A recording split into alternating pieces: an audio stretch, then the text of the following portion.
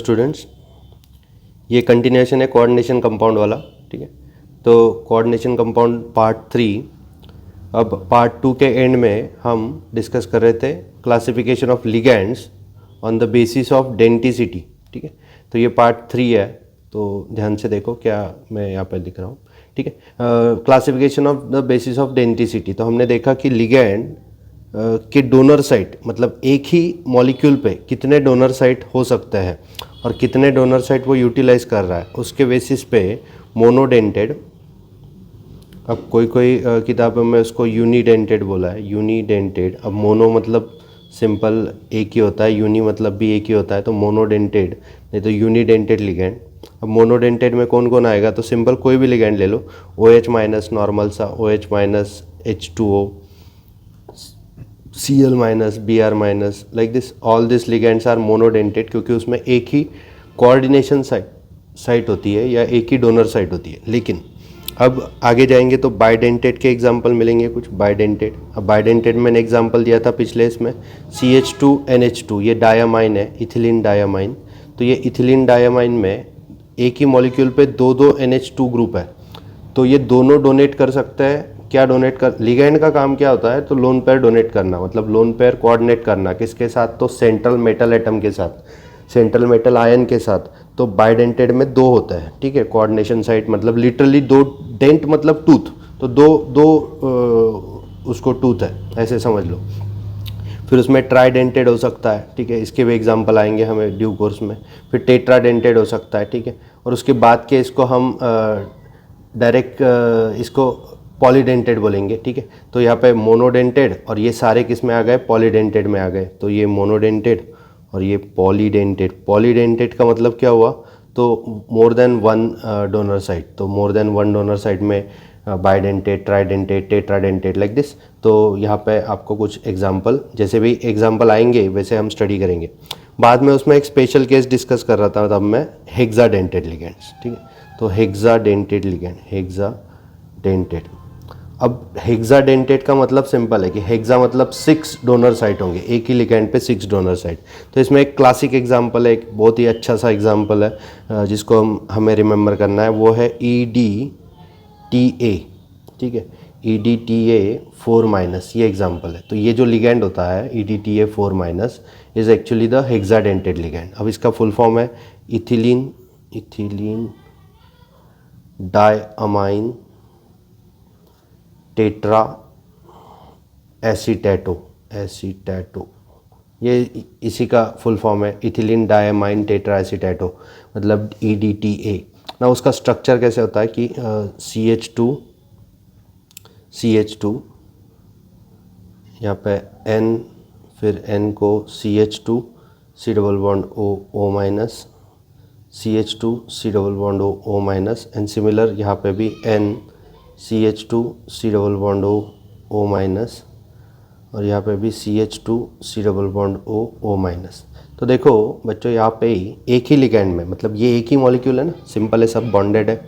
तो एक ही मॉलिक्यूल में देखो ये डोनर साइट हो सकती है एक। ठीक है, ये N के ऊपर लोन पेयर है इसलिए ये डोनर साइट हो सकती है। ठीक है, ये एक डोनर साइट हुई। फिर ये O कोऑर्डिनेट हो सकता है, ये O कोऑर्डिनेट हो सकता है, ये O कोऑर्डिनेट हो सकता है, ये O कोऑर्डिनेट हो सकता है, ये N कोऑर्डिनेट हो सकता है। अगर किसी मेटल के साथ ये सारे मिलके, मतलब एक ही जगह पे एक ही मेटल पे ये अगर कोऑर्डिनेट हो जाए, तो इस मेटल के कितने वैलेंसी, सेकेंडरी वैलेंसी सेटिस्फाई होंगे, तो 6 सेकेंडरी वैलेंसी सेटिस्फाई होंगे। तो इसी वजह से इसको, इस लिगैंड को हम कहेंगे हेक्साडेंटेड लिगैंड। ठीक है, तो बात समझ आ जाएगी। इन जितने डोनर साइट रहे उसके बेसिस पे कैलकुलेशन होता है किसका, डेंटिसिटी का। और डेंटिसिटी आपको समझ जाएगा कि एक सिंगल डोनर साइट रही तो मोनोडेंटेड, दो रहे तो बाय, ट्राई, टेट्रा और पॉली मतलब डाई, ट्राई, टेट्रा को पॉली बोलेंगे। और हेक्साडेंटेड में 6 होता है। अब हेक्साडेंटेड से ज़्यादा एग्जांपल नहीं है, हेप्टाडेंटेड वगैरह वगैरह। तो hexadentate will be what your last what you can think of. ठीक है, अब उसके बाद एक क्लासिक केस है एम्बीडेंटेड लिगैंड, एम्बीडेंटेड लिगैंड। हम ये टर्मिनोलॉजी क्लियर कर रहे हैं। पहले देखो, अगर आपने लास्ट वीडियो देखा होगा तो उसमें हमने एक एक ये डिस्कस किया। मतलब पहले तो मैंने कोऑर्डिनेशन एंटिटी क्या होता है ये बताया, फिर सेंट्रल मेटल एटम क्या होता है ये बताया, फिर लिगैंड, फिर उसका क्लासिफिकेशन। अब क्या चल रहा है, तो एम्बीडेंटेड लिगैंड क्या होता है ये समझना है आपको। अब सपोज आपके पास एक लिगैंड है कोई, ठीक है, XYZ कोई लिगैंड है, उसको 2 डोनर साइट है, that is having what, 2 donor site, 2 donor site. मतलब उसको अवेलेबल कितने साइट है उसके पास, तो उसके पास उस मॉलिक्यूल में ऐसे 2 एटम है, ऐसे 2 एटम है, सिमिलर हो सकते हैं या डिफरेंट हो सकते हैं, लेकिन ऐसे 2 एटम है जो इलेक्ट्रॉन पेयर डोनेट कर सकते हैं किसको, तो सामने वाले मेटल को। तो 2 डोनर साइट है, लेकिन at a time it utilises only one. मतलब सिंपल है, उसके पास 2 दांत है, लेकिन 2 दांतों में से वो जब भी कंपाउंड बनाएगा तो एक ही यूटिलाइज करता है। तो ऐसे काइंड को हम क्या कहते हैं, एम्बीडेंटेड। अब ये अगर एक्टिव लेक्चर होता था तो मैं ऐसे पढ़ाता था कि आपको पता है एम्फीबियंस क्या होता है।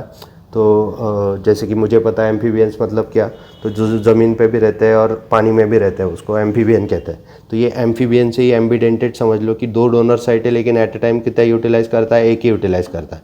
अब इसमें एक एग्जांपल है सपोज कि NO2।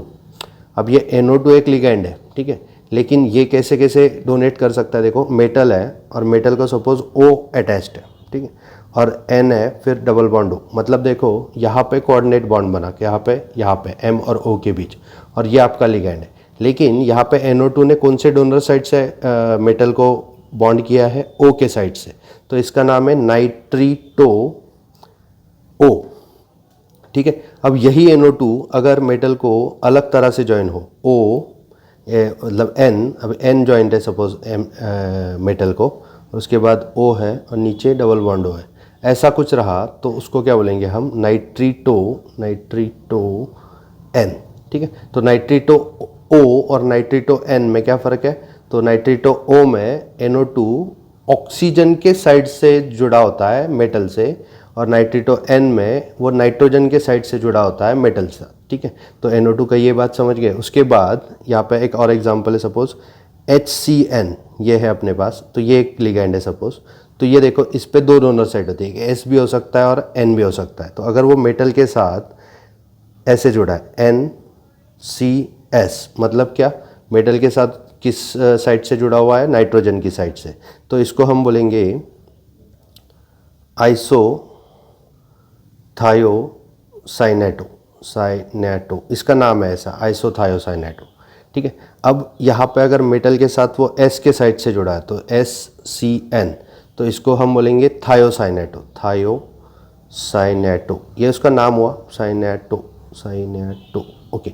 आइसोथायोसाइनेटो और साइनेटो में क्या फ़र्क है, तो देखो थायो मतलब क्या, सल्फर, ऑर्गेनिक में थायो मतलब सल्फर, और साइनेटो, और यहाँ पे उल्टा हो गया इसलिए इसको क्या बोला, आइसोथायोसाइनेटो, ठीक है। तो ये हुआ आपका एक एम्बीडेंटेड का दूसरा एग्जाम्पल। तो पहला एग्जाम्पल NO2 याद रहेगा अच्छे से, फिर SCN याद रहेगा अच्छे से। उसके बाद तीसरा इसमें एग्जाम्पल है, थर्ड एग्जाम्पल CN का दे देते, CN। तो देखो M को अगर C के साइड से CN जॉइंट है तो उसको क्या बोलेंगे, साइनेटो, ओके। और M को अगर N के साइड से जॉइंट है NC, तो इसको क्या बोलेंगे, आइसोसाइनेटो। तो एम्बीडेंटेड का सिंपल मीनिंग है कि क्या, तो जिस भी 2 डोनर साइट होती है एक्चुअली, लेकिन एट अ टाइम कितने यूटिलाइज करता है, एक ही यूटिलाइज करता है, ठीक है। अब नेक्स्ट टर्मिनोलॉजी है कोऑर्डिनेशन नंबर। अब कोऑर्डिनेशन नंबर क्या होता है बच्चों, तो नंबर ऑफ लिगैंड्स, सिंपल है, क्या बोल दिया मैंने, number of ligands is known as what, coordination number. अब सर ने बताया था कि ML ज़्यादा से ज़्यादा क्या होता है, यहाँ पे 4 होता है, नहीं तो यहाँ पे क्या होता है, 6 होता है। मतलब number of ligands will be what, corresponding to its coordination number. तो fixed number of secondary valency, you can write this if you want, fixed number of secondary valency that is attached to what, central metal atom और ion is known as what, coordination number, ठीक है। आगे जाएंगे, आगे है suppose हमने यहाँ पे कोऑर्डिनेशन नंबर में कोऑर्डिनेशन नंबर ढूंढना है। अगर मैं एग्जांपल दे दूँ से जस्ट फॉर योर अंडरस्टैंडिंग, एक एग्जांपल दिया, FeC2O4 थ्राइस, ठीक है। तो यहाँ पे फंसोगे बच्चों, यहाँ पे कैसे फंसोगे, तो सपोज इस कॉम्प्लेक्स पे चार्ज है 3 तो चार्ज से तो कुछ लेना नहीं है, लेकिन ये कॉम्प्लेक्स का आपको क्या बताना है, कोऑर्डिनेशन नंबर। सर आप ही ने तो बोला था, ये देखो ना कोऑर्डिनेशन नंबर यहाँ पे आपने 3 लिखा है, तो 3 हुआ ना उसका कोऑर्डिनेशन नंबर। बच्चे गलत, 3 तो नंबर ऑफ लिगैंड है, ठीक है। तो हमने बोला coordination number is number of ligand, ठीक है।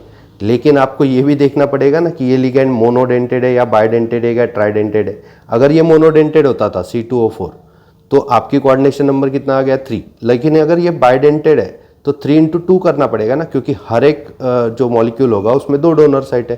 तो एक्चुअल में यही है कि ये जो C2O4 है ये ऐसा दिखता है, C डबल बॉन्ड O। तो देखो इसमें कितने डोनर साइट रहे, तो that is 2 donor site, 2 donor sites. अगर 2 डोनर साइट है इसमें, किसमें, ऑक्जेलेटो में, तो इसका नाम है ऑक्जेलेटो। तो ऑक्जेलेटो में 2 डोनर साइट है, तो यहाँ पे ऐसे कितने हैं ऑक्जेलेटो, तो ऐसे 3 ऑक्जेलेटो Fe के साथ जॉइंट है। मतलब कोऑर्डिनेशन नंबर क्या आ गया, तो कोऑर्डिनेशन नंबर आ गया 6। तो मैंने बोला भी था 6 होता है, नहीं तो 4 होता है, तो यहाँ पे 6 आ गया। अब ये पूरा स्ट्रक्चर कैसे दिखेगा आपको क्यूरियोसिटी होगी, तो मैं निकालता हूँ। चलो ठीक है, Fe है, ठीक है।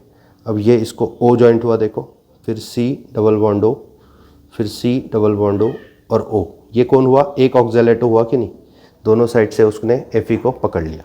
अब दूसरा एक ऑक्जेलेटो बनाना पड़ेगा, ठीक है। ये एक हुआ O और ये एक हुआ O। तो ये देखो C double bond O single bond, C double bond O single bond, like this. तो ये भी अटैच्ड है किसके साथ, तो Fe के साथ। और एक बचा, तो एक कैसा रहेगा, C double bond O, C double bond O और ये भी अटैच्ड है Fe के साथ। तो Fe को टोटल कितने ऑक्जेलेटो जॉइंट है, तो आपको सिंपल बता दूँ, ये देखो ये एक हुआ ऑक्जेलेटो, तो ये हुआ OX, ये हुआ एक ऑक्जेलेटो, मतलब क्या हुआ OX ऑक्जेलेटो, और ये हुआ एक ऑक्जेलेटो OX। तो कोऑर्डिनेशन नंबर कितना आया, 6 आया। 6 क्यों आया, तो आपको लिगैंड तो 3 दिख रहे हैं, लेकिन वो कितने हैं, हर एक लिगैंड बाइडेंटेड है, इसलिए उसका कोऑर्डिनेशन नंबर क्या आ गया, 6 आ गया। तो कितने लिगैंड जॉइंट है ये मत देखना, लिगैंड का नेचर भी देख लेना after before answering this question, ठीक है। अब तीसरा अगला पॉइंट है अपना coordination sphere. Coordination spear.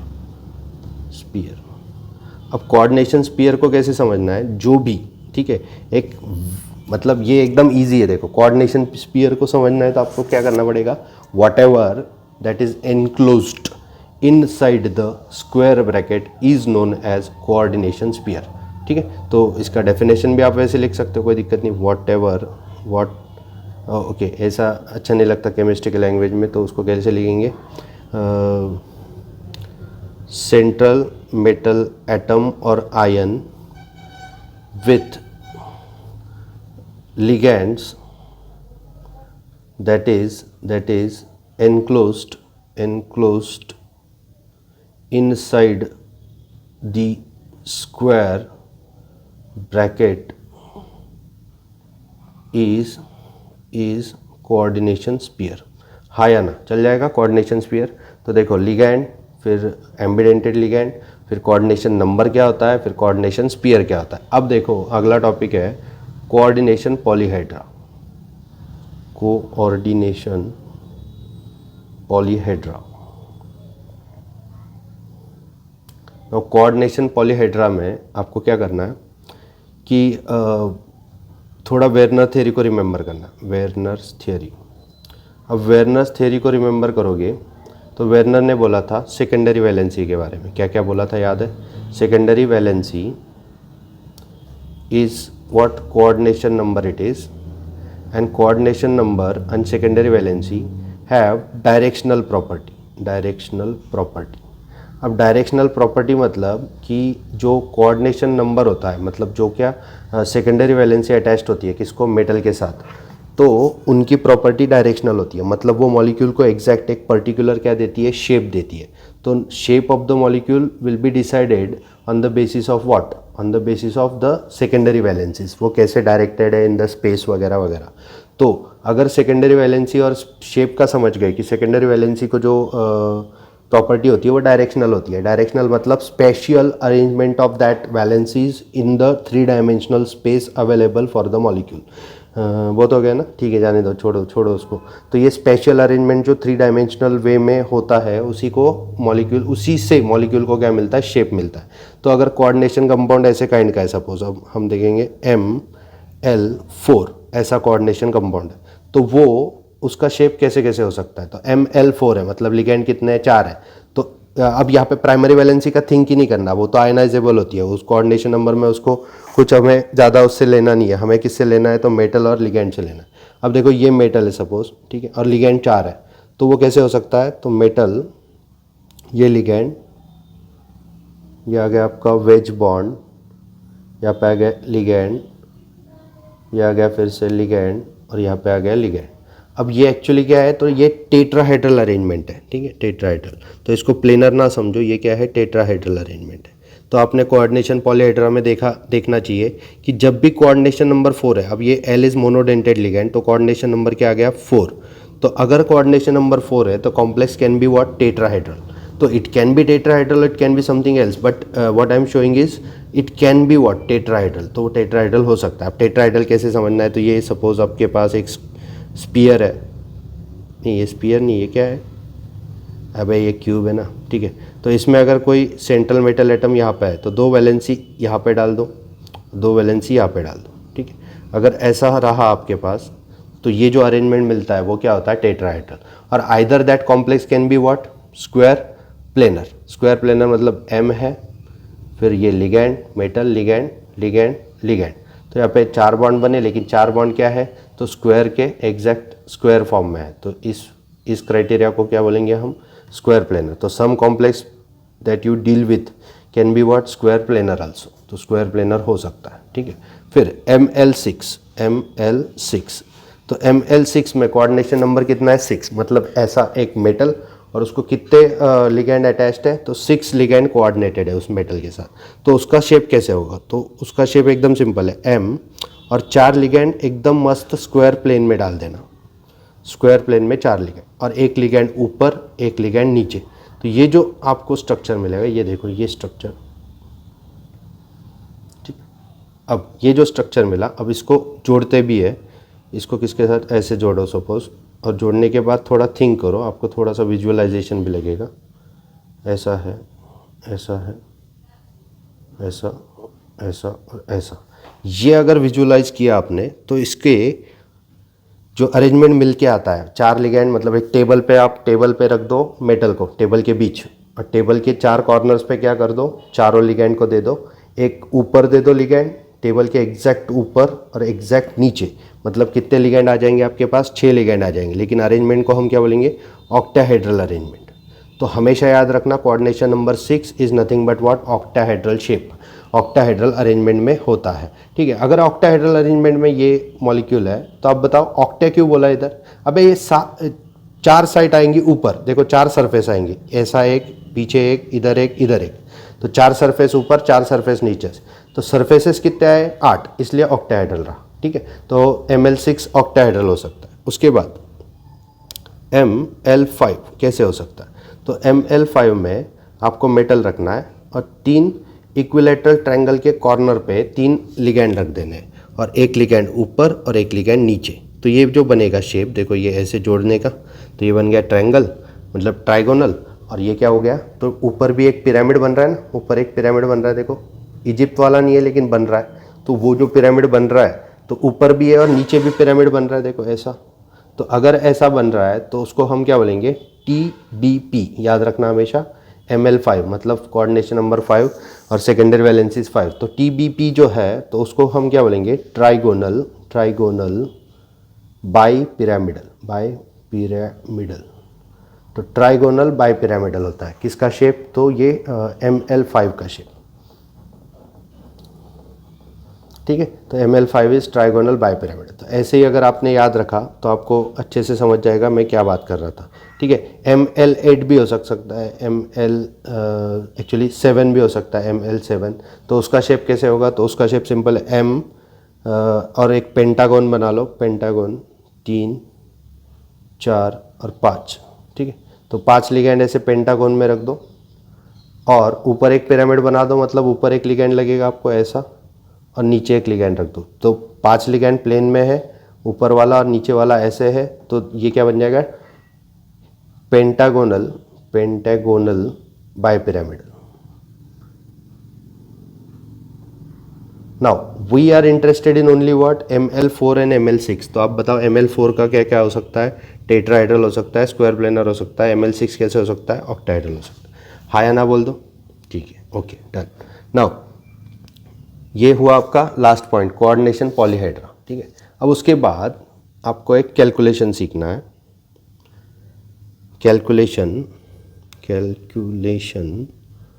Of oxidation state of central metal atom और सेंट्रल मेटल एंड आयन, ठीक है, एटम और आयन। तो अगर न्यूट्रल है तो एटम बोलेंगे, आयन मतलब कुछ पॉजिटिव चार्ज है तो आयन बोलेंगे। सर मेटल पे निगेटिव चार्ज नहीं होता, मेटल पे कई मेटल निगेटिव कैसे हो सकता है, कुछ भी बात करते हैं। मेटल हमेशा इलेक्ट्रॉन लूज करता है, वो लेता थोड़ी है, वो नॉन मेटल है कुछ भी, ठीक है। Calculation of central oxidation state of central metal atom और आयन। नाउ इसमें मैं पहले एक कैलकुलेशन करके दिखाता हूँ। आपको क्या करना होता है, कॉम्प्लेक्स दिया जाता है K4 FeCN6, ठीक है। अब आपको Fe की क्या कैलकुलेट करनी है, oxidation state. Now oxidation state क्या होता है, तो अगर सारे इलेक्ट्रॉन सारे बॉन्ड तोड़ दिए जाए किसके, Fe के, तो Fe के पास जो चार्ज आएगा सारे बॉन्ड तोड़ने के बाद, उसको हम क्या बोलते हैं, ऑक्सीडेशन स्टेट। अब देखो यहाँ पे कैलकुलेशन सिंपल करना है, K4, अब K4 मतलब पोटेशियम की वैल्यू क्या होती है, पोटेशियम हमेशा K+ होता है, तो पोटेशियम पे 1+ चार्ज है, तो यहाँ पे क्या आएगा 4 पोटेशियम इंटू उसका चार्ज क्या है +1, ठीक है। तो 4 पोटेशियम +1, ठीक है, 4 इंटू +1 प्लस Fe के लिए आप क्या मानोगे, x मानोगे, ठीक है। Fe is what, x। So again Fe की ऑक्सीडेशन स्टेट आपने x मान ली। फिर 6 साइनाइड है तो 6 लिखना है यहाँ पे। हर एक साइनाइड के ऊपर चार्ज क्या होगा, साइनाइड तो Cn- होता है ना बाबा, इतना तो आना चाहिए बच्चों, H+Cn-, HCN देखा है ना आपने, H+Cn-, तो साइनाइड पे -1। तो इज इक्वल टू क्या करना पड़ेगा, 0। इज इक्वल टू 0 मतलब क्या, तो पूरे कॉम्प्लेक्स पे चार्ज क्या है, 0 है, ठीक है। यहाँ पे देखो ना, पूरे कॉम्प्लेक्स पे कोई चार्ज है क्या, कुछ नहीं, क्योंकि न्यूट्रल है वो, तो 0 चार्ज है। तो यहाँ पे क्या होगा, 4 + x - 6 is equal to what, 0। तो x will be equal to 6 - 4, तो x will be equal to 2। तो Fe का ऑक्सीडेशन स्टेट क्या आ गया, 2 आ गया, ठीक है। सिमिलरली अगर आप कर सकते हो, अगला एग्जांपल मैं आपको देता हूँ, थोड़ा रुकूंगा मैं, ठीक है। अगर एग्जांपल है suppose cobalt NH3 thrice H2O thrice bracket Cl3, तो what will be the oxidation state of cobalt. Suppose ये कॉम्प्लेक्स है आपके सामने और ऑक्सीडेशन स्टेट निकालना है किसका, कोबाल्ट का। तो आप क्या करोगे, कोबाल्ट का oxidation state is taken as what, x। Suppose it is x, वो मैथ्स करते हैं ना वैसे। 3 × 0, अब बताओ 3 × 0 क्योंकि अबे NH3 पे कोई चार्ज होता है क्या, NH3 न्यूट्रल मॉलिक्यूल ना, अमोनिया अपना अमोनिया न्यूट्रल मॉलिक्यूल, तो चार्ज 0 है उसका। H2O पे चार्ज, अब H2O पे चार्ज होता मर नहीं जाता तू, तो उसका भी 0। अब Cl बचा है, तो Cl का क्या करोगे, तो Cl का भी प्लस करना पड़ेगा। Cl कितने हैं, 3, और हर एक का चार्ज बताओ -1, Cl माइनस होता है, तो -1 is equal to what, 0। And you can calculate x will be equal to what, 3, तो x will be equal to what, 3। अब ये ऐसे ही पहचान सकते थे, कैसे, इसकी ऑक्सीडेशन स्टेट कैलकुलेट करनी थी, ये 0 है, ये 0 है, तो यहाँ पे ये Cl माइनस है, तो 3 माइनस है, तो कॉम्प्लेक्स पे चार्ज क्या आएगा, 3+, तो 3+ तो आ गया ऑलरेडी, अगर समझ सकते हो ऐसा तो, ठीक है। अब अगला एक एग्जांपल देता हूँ, देखो कैलकुलेट करना आता है या नहीं आता है। सपोज आपके पास कोई कंपाउंड है like PD Cl2 NH3 4 times और Cl लाइक दिस, ऐसा कंपाउंड है। तो बताओ PD पे चार्ज क्या होगा, तो PD का कितना वाला है, 0 नहीं, PD का x प्लस Cl का क्या, 2 Cl है, हर एक का चार्ज -1 प्लस NH3 क्या है, तो 4 इंटू क्या है, 0, क्योंकि कुछ नहीं है, मतलब यहाँ पे क्या हुआ माइनस, ओके ये माइनस प्लस नहीं है, यहाँ पे क्या करना पड़ेगा, प्लस Cl कितना 1 और उसके चार्ज क्या है -1, ये Cl के लिए लिया, तो this will be equal to what, equal to 0, all will be equal to what, 0। तो x - 2 minus 1 is equal to 0, तो x will be equal to what, 3 ना, x will be equal to 3। तो this way you can calculate what oxidation states. अब इसके calculation और भी देखेंगे अपन, लेकिन ऑक्सीडेशन स्टेट कैसे कैलकुलेट करना है वो समझ गए। सारे लिगेंड्स का, सारे प्राइमरी सेकेंडरी सब वैलेंसी का क्या करना है, सम करना है और उसको ज़ीरो मानना है। मतलब सम को ज़ीरो मानता है क्योंकि इलेक्ट्रॉन डोनेशन और ये हो जाएगा, ठीक है। अब एक लास्ट टॉपिक है इसमें, homoleptic complex and heteroleptic complex. Heteroleptic complex, अब ये कितना इजी है देखो, होमोलेप्टिक और हेटेरोलेप्टिक। होमो का मतलब सेम, हेटेरो का मतलब डिफरेंट। होमो का मतलब सेम, हेटेरो का मतलब डिफरेंट। अब मैं एक कॉम्प्लेक्स देता हूँ एग्जांपल के तौर पर, MnCl4, ठीक है, SI कॉम्प्लेक्स है 2+, कुछ तो चार्ज है उसके ऊपर। अगर मैं कैटायन के फॉर्म में भी दिया तो भी चलता है, उसकी प्राइमरी वैलेंसी सेटिस्फाई करके दिया तो भी चलता है, तो कोई दिक्कत नहीं है। MlCl4 है सपोज, और यहाँ पे सपोज K है, KMnCl4 ऐसा कॉम्प्लेक्स है। तो आपको बताना है अब होमोलेप्टिक है या हेटेरोलेप्टिक है। तो आपको क्या देखना होता है, सिंपल आपको लिगेंड्स देखने हैं। ये मेटल है, ये तो मेटल है, और ये ब्रैकेट के बाहर है, मतलब उसका रिस्पेक्ट कम है, मतलब वो तो क्या है, प्राइमरी वैलेंसी है, उसको छोड़ दो, इसका वो थिंक नहीं करना है। अब लिगेंड देखने, लिगेंड सेम है क्या, नहीं, 4 लिगेंड है लेकिन चारों के चारों कौन है, Cl है। लिगेंड अगर सेम है तो this kind of complex is known as what, homoleptic complex. मतलब सिंपल है कि अगर आपके पास मॉलिक्यूल में मेटल को अटैच सिर्फ एक ही टाइप का लिगेंड है तो आपका कॉम्प्लेक्स क्या हुआ, होमोलेप्टिक। अगर आपके पास ऐसा कंपाउंड है, cobalt NH3 5 times H2O 1 times and bracket close, तो बताओ ये हेटेरोलेप्टिक है होमोलेप्टिक? ये हेटेरोलेप्टिक है। अब कितना इजी है। अब ये भी डाउट पूछेंगे बच्चे मुझे, ठीक है, व्हाटएवर। अब यहाँ पे 5 NH3 है, 1 H2 है। अब अगर गलती से वो 6 NH3 रहते थे, H2O नहीं रहता था, तो क्या रहता था, होमोलेप्टिक। लेकिन अभी क्या है, वो हेटेरोलेप्टिक, क्योंकि उसमें 2 काइंड के लिगेंड प्रेजेंट है। अगर 2 काइंड के लिगेंड है तो वो क्या हुआ, हेटेरोलेप्टिक लिगेंड। हाँ या ना बोलो। हेटेरोलेप्टिक लिगेंड नहीं हुआ, हेटेरोलेप्टिक कॉम्प्लेक्स हुआ, ठीक है। तो ये हुआ हेटेरोलेप्टिक कॉम्प्लेक्स के बारे में। अब देखो इस पार्ट में हमने क्या क्या किया, तो इस पार्ट में हमने लिगेंड का क्लासिफिकेशन देखा, उसके बाद हेक्साडेंटेट का स्ट्रक्चर आना चाहिए, ethylene diamine tetra acid tattoo, ठीक है। एम्बिडेंटेड लिगेंड क्या होता है, the ligand which is having 2 donor sites but at a time it utilises only what 1 donor site. तो उसके एग्जांपल याद रखो। कोऑर्डिनेशन नंबर क्या होता है बच्चों, coordination number is what, the number of secondary valencies, ठीक है। अब नंबर ऑफ लिगेंड्स अगर देखें तो भी चलता है, लेकिन नंबर ऑफ लिगेंड्स में ये देख लेना कि एक लिगेंड कितने दांत वाला है। 2 दांत वाले लिगेंड है, सपोज आपके पास 2 दांत वाले 2 लिगेंड है, तो 2 दांत वाले 2 मतलब 2 × 2 4, तो कोऑर्डिनेशन नंबर 4 आ जाता है, ठीक है।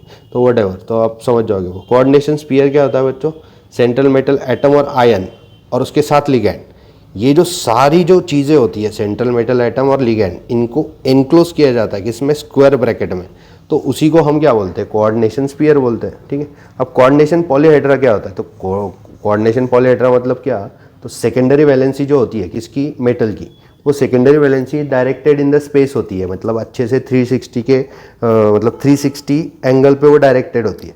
अगर 360 के एंगल पे डायरेक्टेड है तो उसको पर्टिकुलर शेप मिलता है, किसको, मॉलिक्यूल को। तो अगर Ml4 है तो उसका शेप क्या क्या हो सकता है, टेट्राहेड्रल नहीं तो स्क्वायर प्लेनर। Ml4 का मतलब क्या, अबे Ml4 का मतलब एक मेटल और 4 लिगेंड, ऐसा कंडीशन है तो उसमें टेट्राहेड्रल और स्क्वायर प्लेनर।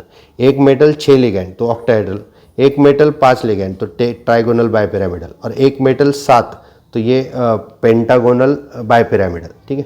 अब उसके बाद कैलकुलेशन ऑफ ऑक्सीडेशन स्टेट। तो ऑक्सीडेशन स्टेट तो हम मतलब ये इतना इजी है कि आप डायरेक्ट देख के कैलकुलेट कर सकते हैं। K4FeCN6 है, देखो K4FeCN6 है। अब देखो Cn कितने हैं, माइनस, तो 6 Cn कितने हुए, 6 माइनस, और यहाँ पे क्या है 4 प्लस, तो ये Fe पे क्या होगा, तो 2 प्लस।